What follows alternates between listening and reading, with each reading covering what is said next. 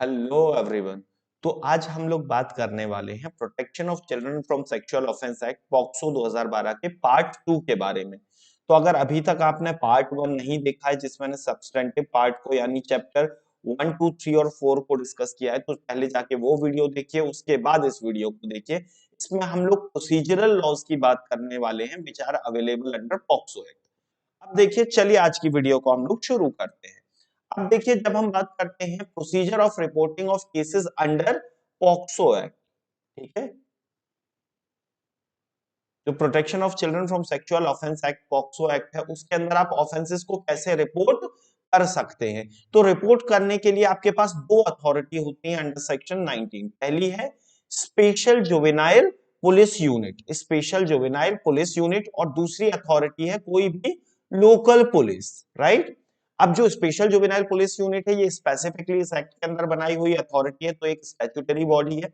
On the other hand local police, हमें पता है कि लोकल पुलिस क्या होता है, तो आप लोकल पुलिस स्टेशन में जाके इंस्पेक्टर सब इंस्पेक्टर को जाके अपनी रिपोर्ट लिखवा सकते हैं। In case if a particular person is suffering from any kind of offenses under POCSO Act. In this case, what will happen? The court will firstly look into the child. That if the child is CNCP, Child in Need of Care and Protection under Juvenile Justice Act, अगर कोई भी बच्चा child in need of care and protection है, तो immediately चाहे local police चाहे special juvenile police unit हो, वो 24 घंटे के अंदर अंदर उस बच्चे को रिपोर्ट करेगी। किसको रिपोर्ट करेगी? To such care institution as prescribed under law, to such care institution as prescribed under law.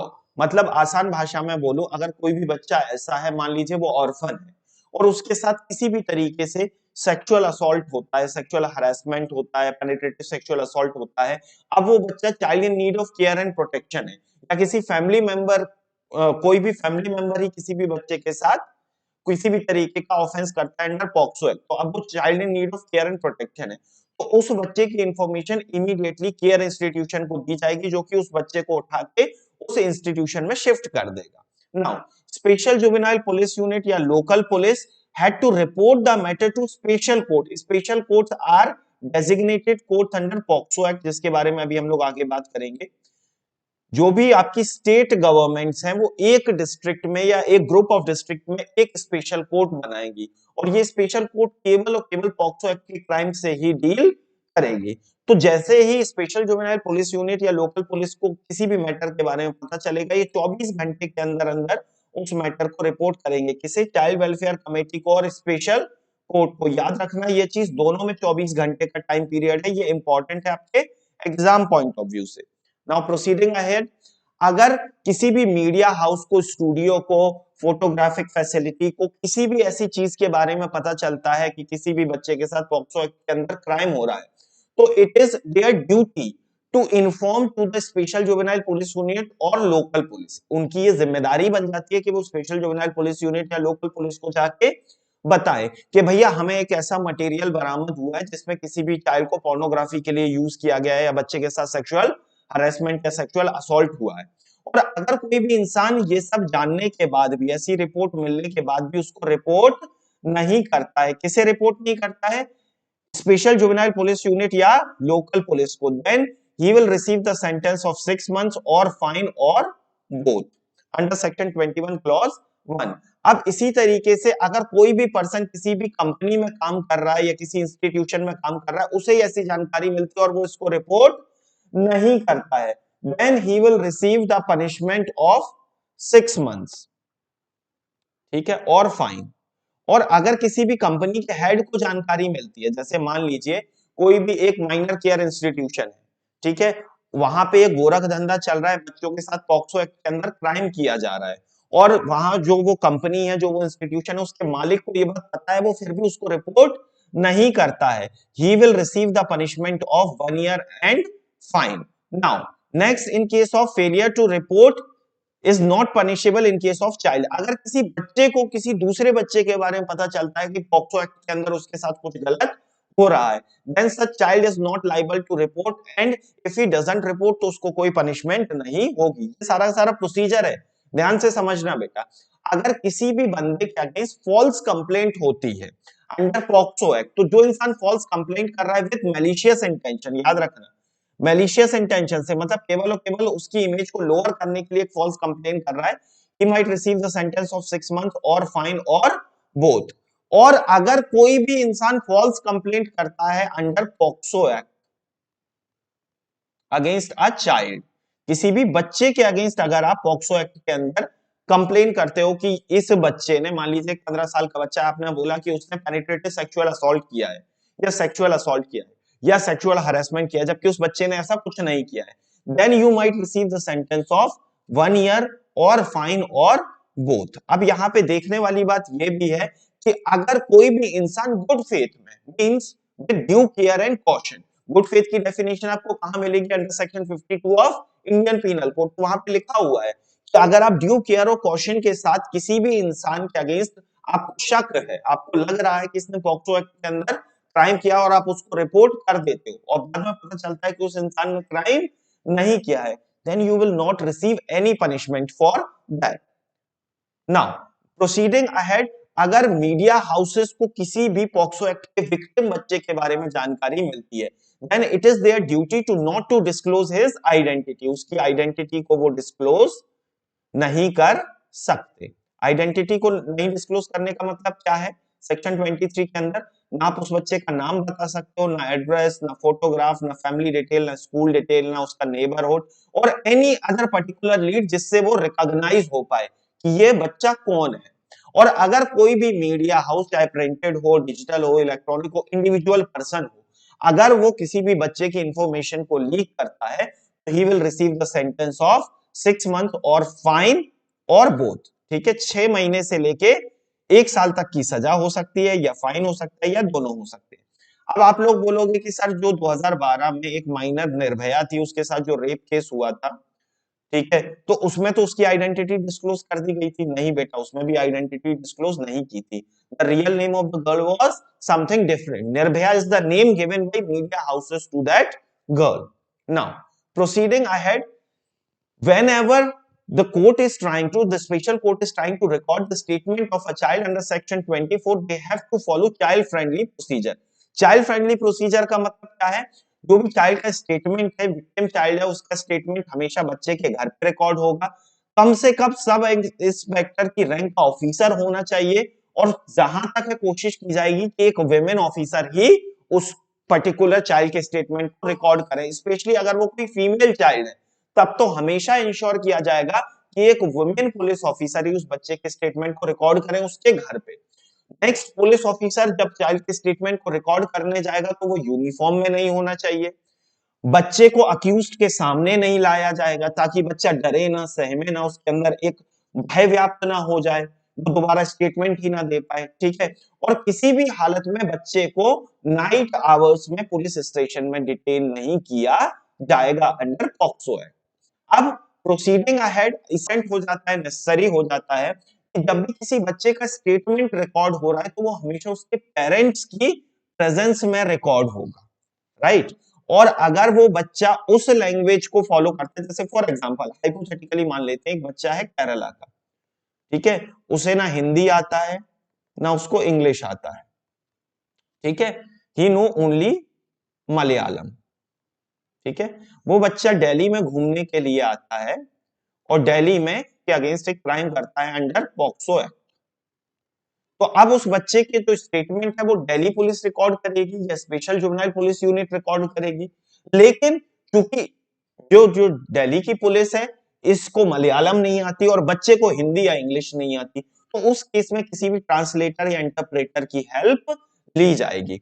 और जहां तक पॉसिबल है बच्चे के स्टेटमेंट को, जो भी चाइल्ड अपना रिकॉर्डिंग ऑफ स्टेटमेंट कर रहा है, उसको ऑडियो और वीडियोग्राफ किया जाएगा फॉर फ्यूचर पर्पस, ताकि बार बार बच्चे को ना बुलाना पड़े। प्रोसीडिंग अहेड, जब भी आप बच्चे के स्टेटमेंट को रिकॉर्ड कर रहे हैं as a magistrate of special court, you shall always follow the procedure of section 164 of CrPC. Section 164 of CrPC क्या है?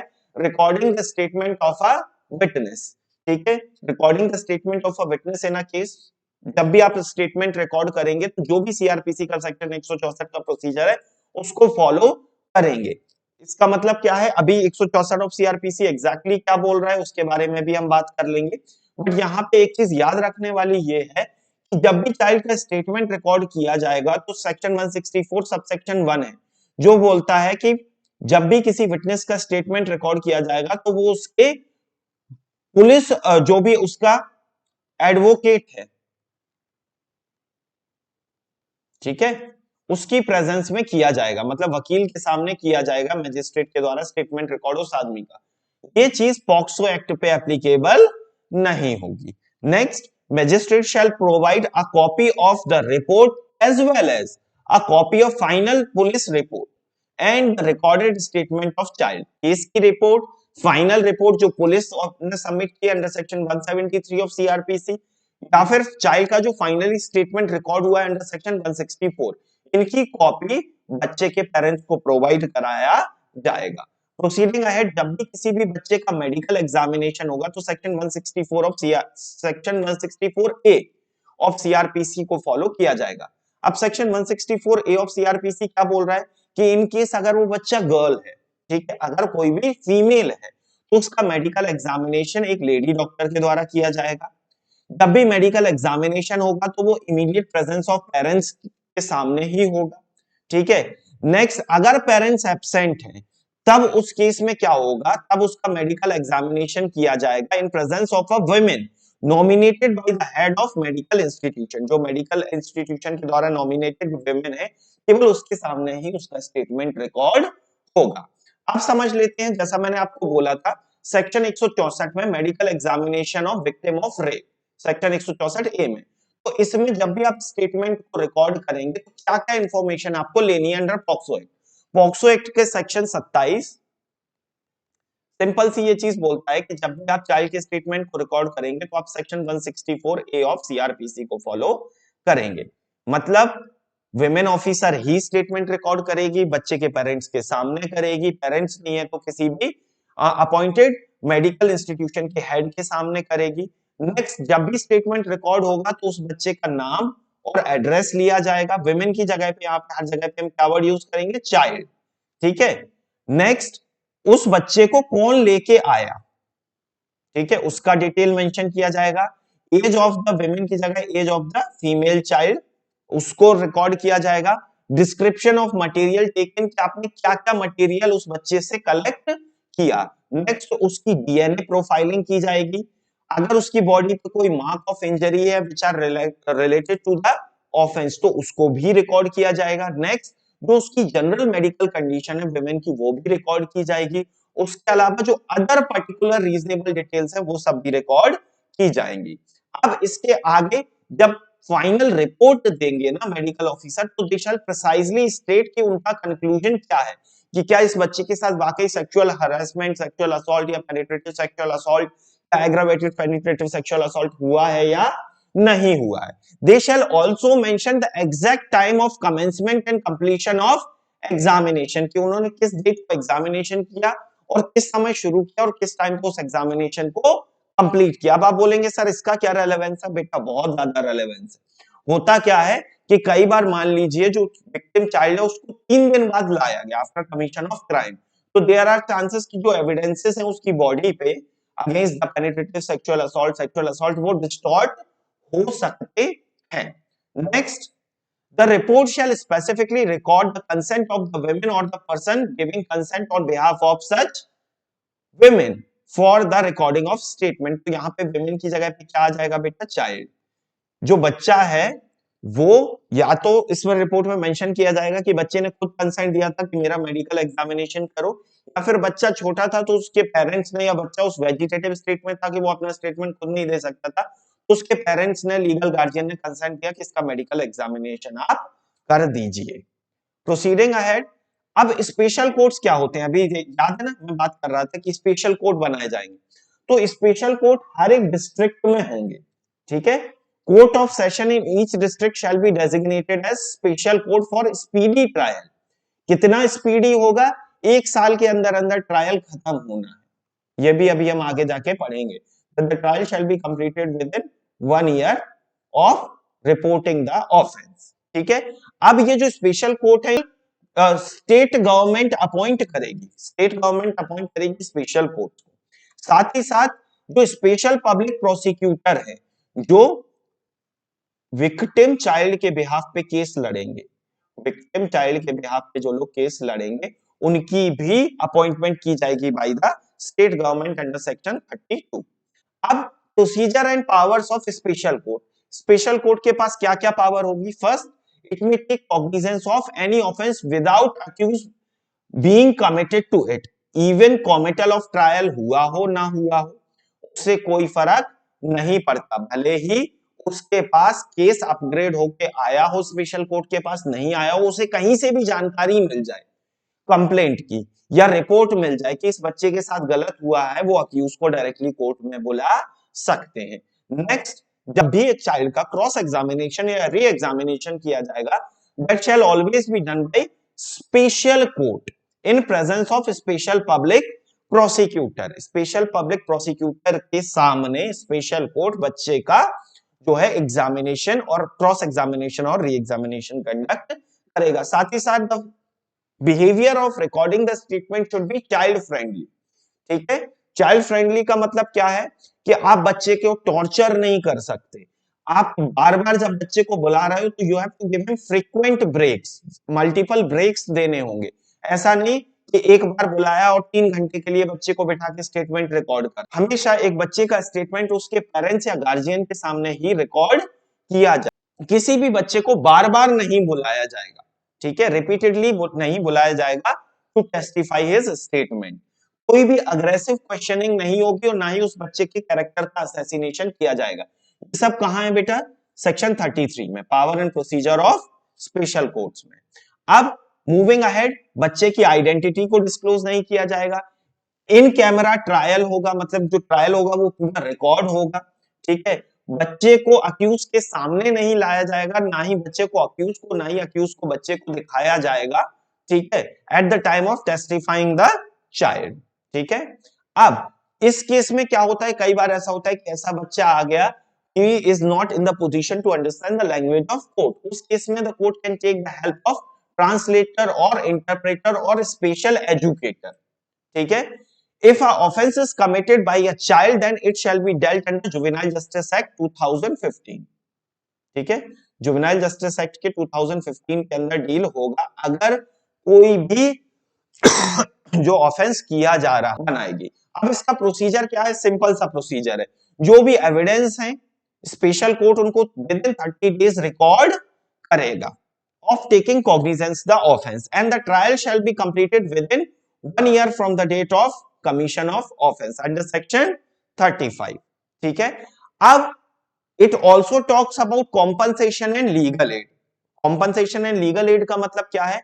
जो भी बच्चा है जिसके अगेंस्ट पॉक्सो एक्ट में क्राइम किया गया है, उसके लॉन्ग टर्म रिहेबिलिटेशन के लिए या इमीडिएट रिलीफ के लिए, कोई मेडिकेशन के लिए जो भी खर्चा लगेगा, उसको अक्यूज से the court can recover in form of compensation. Accused से इन फॉर्म ऑफ कॉम्पनसेशन लेके उस चाइल्ड को दे दिया जाएगा।